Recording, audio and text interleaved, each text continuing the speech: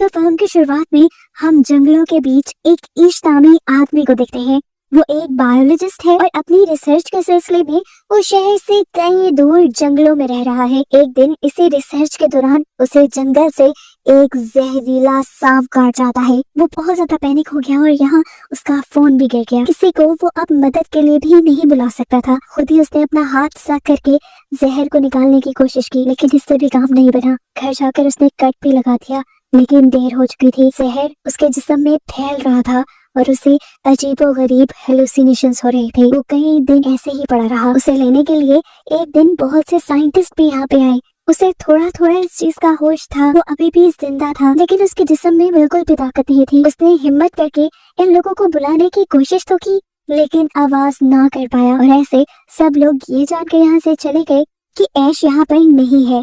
Scene cut होकर कुछ दिन बाद का हमें सीन दिखाया गया। उसने हाथ पे जो कट लगाया था वहाँ से उसकी बॉडी से जहर बाहर निकलता रहा और जो थोड़ा बहुत जहर उसके दिमाग पे असर कर गया था वो भी अब ठीक होने लगा था। बस उसे थोड़े बहुत हेलुसिनेशंस होते थे। होश में आने पर उसने फौरन शहर के हॉस्पिटल जाने का फैसला किया, अपनी गाड़ी साफ की और शहर की तरफ निकल गया। लेकिन एक अजीब चीज जो वो नोटिस कर रहा था, सड़कों पर कोई गाड़ी नहीं थी और जब वो शहर पर पहुंचा तो वहाँ कोई इंसान जिंदा नजर नहीं आया उसे। सभी बिल्डिंग्स खाली पड़ी थी। ये देखकर वो पैनिक हो गया। यहाँ पर एक पेंडेमिक यानी एक वबा फैली थी। ये वबा इतनी खतरनाक थी कि इसने चंद ही दिनों में सारी की सारी आबादी को मार डाला। इश्क क्योंकि एक बायोलॉजिस्ट था, वो समझ गया कि काफी दिन वो आबादी से दूर रहा, इसीलिए इस बीमारी ने उसके ऊपर हमला नहीं किया और वो सरवाइव कर गया। जाहिर सी बात है, आबादी खत्म हो गई है तो ना कोई हुकूमत रही है और ना ही यहाँ कोई भी किसी भी चीज का मालिक रहा है। इसको यहाँ फौरन अपने पेरेंट्स का ख्याल आया।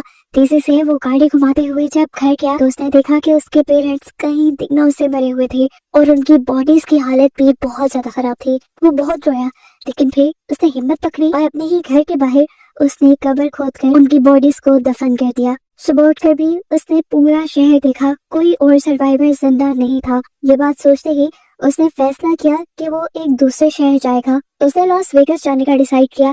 कुछ जरूरत का सामान और गन लेते हुए वो निकल गया, लेकिन ब्रिज जो लॉस वेगस की तरफ जाता था वो भी सील था। उसे बहुत गुस्सा आया और लंबा रास्ता लेकर जैसे ही वो लॉस वेगस पहुंचा तो देखा कि यहाँ पे भी सभी लोग मारे गए। मॉल्स, बड़े बड़े होटल्स, कैसीनोज सब खाली थे। थक हार कर वो एक होटल में चला जाता है, वहाँ रात गुजारता है और महंगी चीजें एंजॉय करता है, क्योंकि अब ये सब कुछ उसके लिए फ्री था।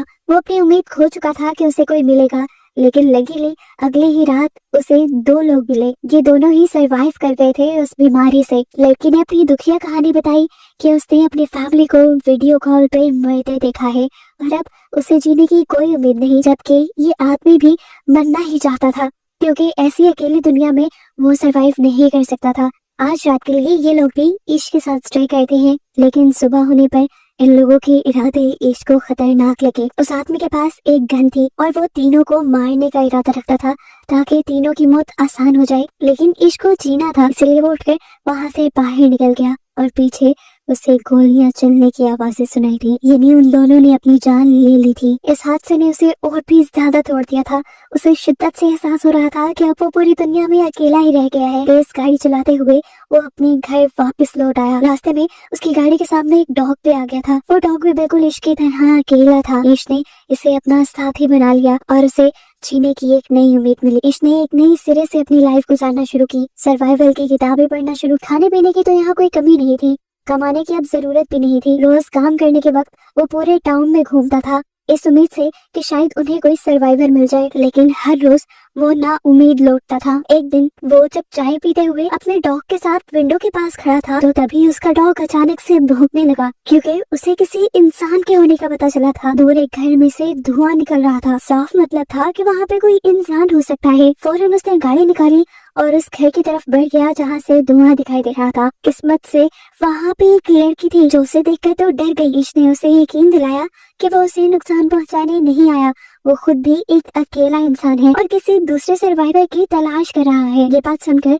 उस लड़की ने उसे अपने घर आने की इजाजत दे दी। इस लड़की का नाम था एमा। इन दोनों की बातों से हमें पता चलता है कि उस पेंडेमिक को लगभग 1 साल गुजर चुका है। एमा और इश दोनों ने ही इस पूरे 1 साल में उन दोनों के अलावा किसी दूसरे सर्वाइवर को नहीं देखा। ये दोनों खुश थे कि उन्हें एक दूसरे का साथ मिल गया, नहीं तो अकेले जिंदगी गुजारना बहुत ज्यादा मुश्किल हो रही थी। ये लोग डिप्रेशन में जा रहे थे क्योंकि इंसान सोसाइटी में रहने का आदी है। अकेले रहकर उनकी दिमागी हालत काफी हद तक खराब हो चुकी थी। इन दोनों ने फैसला किया कि ये दोनों एक साथ ईश के घर पे रहेंगे, क्योंकि ईश के घर के बहुत पास जनरल स्टोर भी था जहाँ पर खाने की सप्लाईज थी, और ईश ने वैसे भी अपने घर पे बहुत सारी चीजें स्टोर भी की हुई थी जिनसे इनका जीना आसान हो सकता था। एमा भी ईश के घर आ जाती है। यहाँ पर जब ये दोनों एक साथ रहना शुरू करते हैं तो इनकी जिंदगी पहले से काफी बेहतर हो चुकी थी। एमा ईश का काफी सारे कामों में साथ देती है, वो ईश का हुलिया ठीक करती है और साथ ही साथ ये लोग ईश के घर की रेनोवेशन भी स्टार्ट कर देते हैं, क्योंकि ईश ने इस पूरे एक साल में अपने घर पर ध्यान नहीं दिया था। एक साथ काम करने के लिए ये रोज सुबह उठते और अपना टारगेट पूरा करते। ये दोनों ये भी समझते थे कि अगर दुनिया में सिर्फ ये 2 ही लोग बचे हैं तो अब इन्हें आबादी भी बढ़ानी चाहिए। पहले तो ये दोनों का फैसला था, लेकिन ईश को जब पता चला कि एमा प्रेग्नेंट हो गई है तब वो बहुत ज्यादा डर गया। उसे डर था कि क्या उसके बच्चे इस अजीब सी दुनिया में सरवाइव कर पाएंगे। एमा उसे हौसला देती है कि सब बेहतर हो जाएगा। ईश जो कि एक बायोलॉजिस्ट था, वो बुक से पढ़कर बच्चे के पैदा होने के तरीके देखने लग जाता है, क्योंकि वो जानता था कि ये दोनों अकेले हैं और उन्हें ये काम खुद ही करना पड़ेगा। साथ ही ये दोनों इस घर को परफेक्ट करने की भी कोशिश कर रहे थे। ईश ने यहाँ पे सोलर पैनल्स भी लगा लिए थे ताकि उनके घर में इलेक्ट्रिसिटी की कमी ना हो। पेंडेमिक को क्योंकि काफी वक्त गुजर गया था, शहर भी जंगल की तरह बनने लगे और जंगल के जानवर शहरी इलाकों की तरफ आने लगे। उनके लिए ये बड़ा खतरा बनता जा रहा था, इसलिए उन्होंने अपने घर के इर्द गिर्द एक भाड़ बना ली और इन जानवरों से बचने के लिए अपने पास कुछ हथियार भी रख लिए। इन लोगों ने खुद भी बहुत से पालतू जानवर पाल लिए थे जिनसे इनकी जरूरत की चीजें पूरी होती रहीं, और ये लोग ज्यादा से ज्यादा मसरूफ भी रहे। इंसान ना होने की वजह से इर्द गिर्द का सारा इलाका हरा भरा हो गया और यहाँ की हवा भी बहुत साफ हो गई। इनकी सेहत भी अच्छी हो गई थी पहले से काफी। इनकी लाइफ एक तरह से परफेक्ट ही थी, लेकिन फिर एक दिन इनको एक और बड़ी मुसीबत का सामना करना पड़ गया। पता नहीं कहां से शहर में बेतहाशा चूहे आ गए। इनको देखकर ईश बहुत ज्यादा पैनिक हो चुका था। इन चूहों को अपने घर से दूर रखने के लिए ईश ने सारा आर कबाड़ अपने घर के इर्द गिर्द जलाना शुरू कर दिया, लेकिन ये एक रात तक काम कर सकता था। एमा ने उसे समझाया कि हम इसका भी हल निकाल लेंगे। सुबह होने पर ईश घर से बाहर गया और आसपास से बहुत सारी बिल्लियों को लाकर उसने यहाँ पर छोड़ दिया। बिल्लियों ने ये चूहे खाना शुरू कर दिए और आखिर ये लोग इस प्रॉब्लम से भी निकल गए। फाइनली अब वो दिन भी आ गया था जब एमा को अपने बच्चे को जन्म देना था। ये सारा काम ईश खुद हैंडल करता है और हमें दिखाया जाता है कि इन लोगों के पास एक बहुत ही प्यारी बेटी पैदा हुई थी, जिसे देखकर ये लोग बहुत ज्यादा खुश थे। जीने की एक नई उम्मीद जो मिल गई थी इन्हें। इसके बाद ये लोग अब सड़कों पर जाकर अपने घर का एड्रेस लिखाते हैं, इस उम्मीद में कि अगर कोई सर्वाइवर यहाँ तक आए तो वो उनके घर पहुँच जाए खाना और पानी के लिए। देखते ही देखते 6 साल और गुजर गए। ईश किसी काम के लिए जंगल की तरफ बढ़ रहा था कि अचानक उसकी कार के सामने एक जंगली जानवर आ गया। डरकर ईश बाहर निकला तो उसने जानवर को देखा। वो अभी जिंदा था, दर्द में तड़प रहा था, इसलिए ईश ने उसकी मुश्किल आसान की और उसे शूट करके मार डाला। ये सब दूर खड़ी एक लड़की देख रही थी।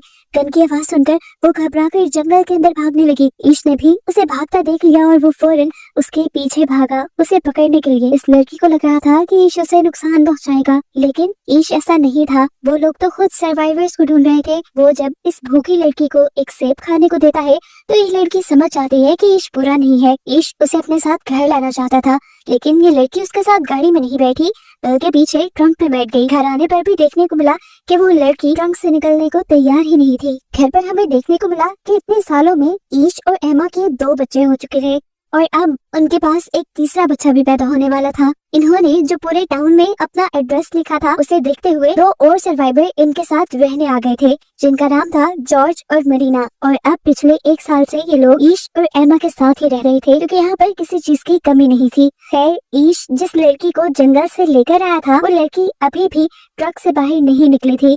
पूरी रात भी उसने ट्रक में ही गुजार दी। मरीना सुबह होने पर जब उसे खाना देने आई तो घबरा कर उसने खाना भी दूर फेंक दिया। तब मरीना ने उसे काम डाउन किया और अपनी कहानी सुनाई कि वो और जॉर्ज काफी महीनों से इस अकेले दुनिया में भटक रहे थे। उन्हें ईश और एमा का एड्रेस मिला और वो उन्हीं के साथ रहने लग गए। उसने बताया कि ये दोनों बहुत अच्छी हैं और यहाँ पे किसी चीज की कमी नहीं। उसकी ये बातें सुनकर ये लड़की थोड़ा काम डाउन होती है और इनके साथ घुलने मिलने लग जाती है। लेकिन अजीब बात थी, उस लड़की ने ना तो ज्यादा बात की थी अभी तक और ना ही उसने अपना नाम बताया था। मरीना एक दिन उसका सामान देखती है तो उसमें अजीबोगरीब ड्राइंग्स उसे दिखाई देती हैं। साथ ही उसे एक लेटर में इस बच्चे का नाम ईवी पता चलता है। उस लेटर में लिखा था कि इस पेंडेमिक के दौरान उसके डैड ने उसके साथ ज्यादती कर दी थी, जिसकी वजह से अब वो अपने सामने आने वाले हर इंसान से डरती है। ये लेटर उसके मॉम ने लिखा था, जिसमें वो चाहती थी कि ईवी जिसके भी पास जाए वो उसका ख्याल रखे, क्योंकि उसकी मॉम खुद ही मरने वाली थी।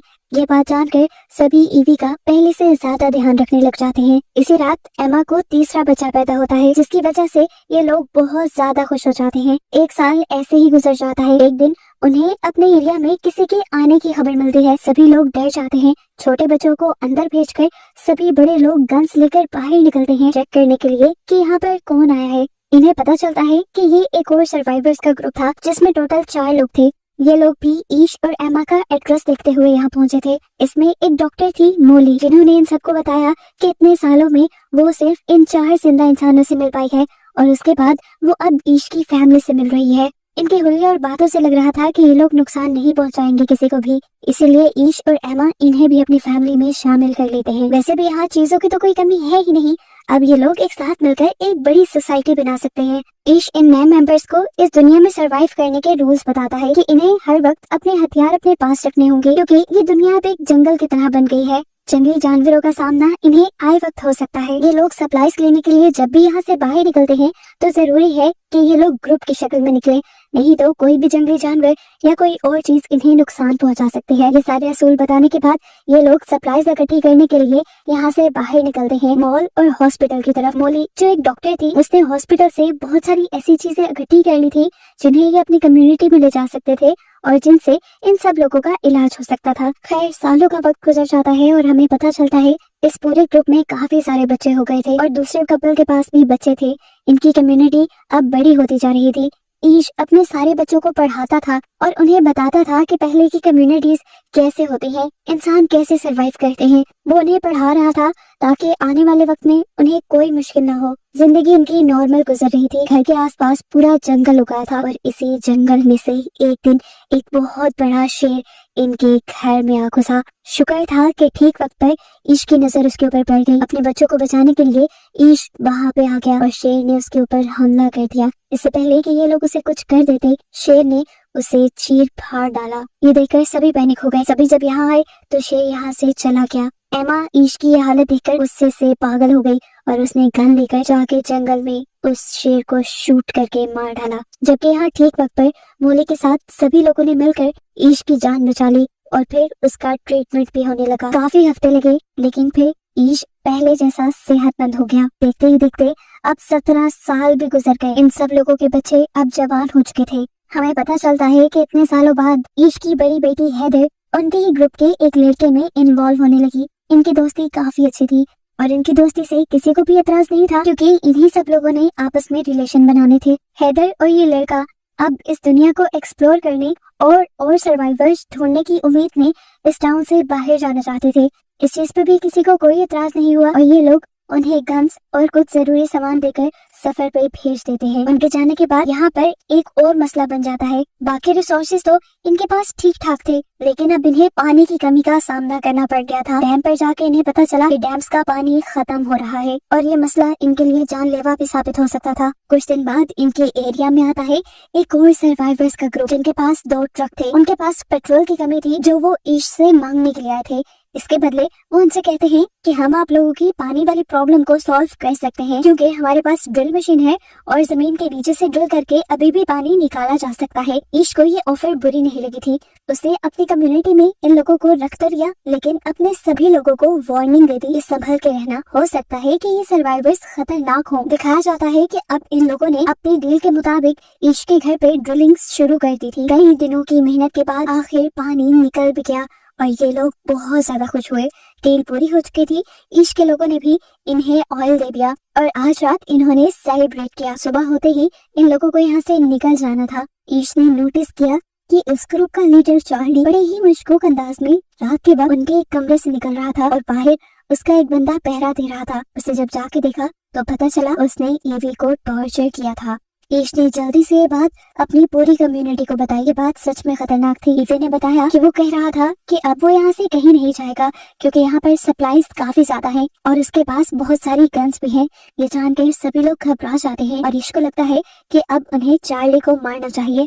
अगर उन्होंने चार्ली को ना मारा तो वो उनकी इस पूरी कम्युनिटी को मार देंगे जो इतने सालों बाद बनी है। चार्ली को मारने के हक में तो सारे थे, लेकिन कुछ का ख्याल था कि अभी इस दुनिया में बहुत कम लोग बचे हैं।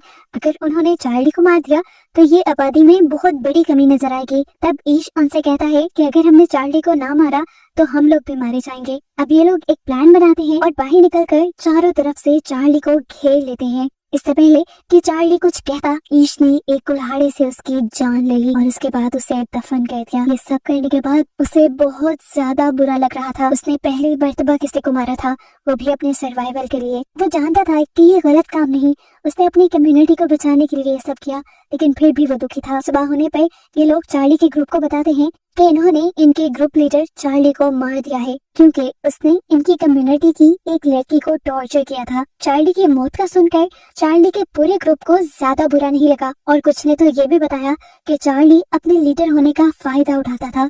उसने अपने ग्रुप की लड़कियों को भी टॉर्चर किया था, इसीलिए सारे लोग उसके मरने से खुश ही थे सिवाय उसके एक दोस्त के जो इनके ऊपर खूब चिल्लाता है। ईश अब चार्ली के पूरे ग्रुप से कहता है, हमारे पास किसी चीज की कमी नहीं, आप सब लोग यहाँ सुकून से रह सकते हैं, लेकिन ये लड़का नहीं, क्योंकि इसमें से मुझे चार्ली जैसी ही बू आ रही है। ये हमारे लिए खतरा साबित हो सकता है। सब लोगों की एक जैसी राय लेकर सजा के तौर पे ये लोग चार्ली के दोस्त को अपनी कम्युनिटी से बाहर निकाल देते हैं। पहले तो ये लड़का निकल गया, लेकिन जब उसे एहसास हुआ कि वो बाहर की कम्युनिटी में अकेला सरवाइव नहीं कर पाएगा तो वो वापस पे आया, लेकिन ईश ने अपनी कम्युनिटी की सिक्योरिटी के लिए उसे कबूल नहीं किया। देखने को मिला कि कम्युनिटी के सभी बच्चे पुरानी ही रिसर्च से एक प्लेन बनाने की कोशिश कर रहे थे। वो जानते थे कि कुछ ही दिनों में वो इसे परफेक्टली बना भी लेंगे, लेकिन उससे पहले ही इनकी कम्युनिटी को एक और बड़ी मुसीबत का सामना करना पड़ गया। कम्युनिटी के बहुत से लोग उसी वायरस से इन्फेक्टेड हो गए जो वायरस आज से 20 साल पहले फैला था, जिनसे पहले ये सारे सर्वाइवर्स किसी न किसी तरह इम्यून हो गए थे। मोले के पास काफी सारी मेडिसिन थी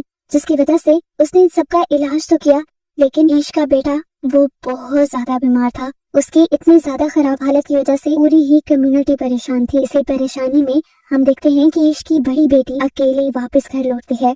वो रो रही थी। सबने उससे उसकी पार्टनर के बारे में पूछा और रोते हुए उसने कहानी बताई कि ये लोग जब सफर पर निकले तो इन्होंने बहुत सारे शहर ढूंढे, सर्वाइवर्स की तलाश की, एक एक घर छान मारा, लेकिन कोई सर्वाइवर इन्हें ना मिला। वो जगह जगह अपने घर का एड्रेस लिखते रहे और फिर ये लोग एक जगह पहुंचे जहाँ जंगलों में इन्हें एक इंसान मिला और उसने हेदर के पार्टनर को पकड़ के मार दिया। उसने कहा था कि ये चार्ली का बदला है, यानी साफ मतलब है ये वही आदमी था जिसे ईश ने अपने ग्रुप से निकाल दिया था। हेदर ने बताया कि मैं अपनी जान बचाने के लिए और क्या भी करती, मैंने उसे भी मार डाला और फिर तेजी से अपने घर वापस लौट आई। सब लोग दुखी थे, अभी इस दुख से निकले नहीं थे कि ईश का दूसरा बेटा भी मर गया। बात सिर्फ यहीं पे खत्म नहीं हुई। ईश के बेटे के मरने के बाद उनकी कम्युनिटी के 3 और मेंबर्स मारे गए और इस हादसे से ईश बुरी तरह टूट गया।